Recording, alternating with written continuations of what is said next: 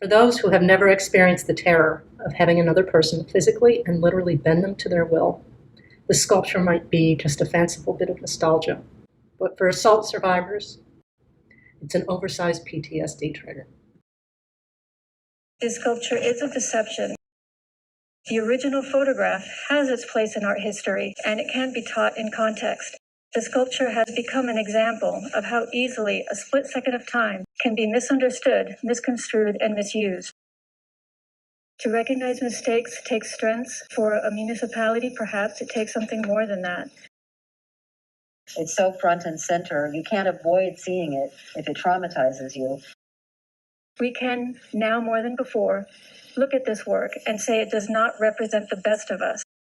I do some volunteer work, and I worked with a young person who had been sexually assaulted, and she refused to walk anywhere near that statue because she said he was hurting her, because she looked up and she saw the arch of the back and the off-balanced leg and the deep, deep bend that said, this is not a loving act. This is an act of violence. And it's the force of that today that I find so deeply troubling.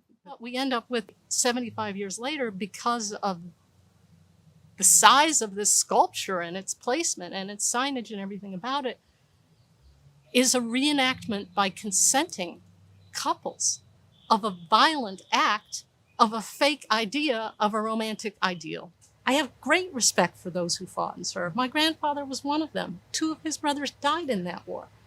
You know, I don't want to in any way take away from their sacrifice and their valor, but I don't think that this statue represents the best of the military.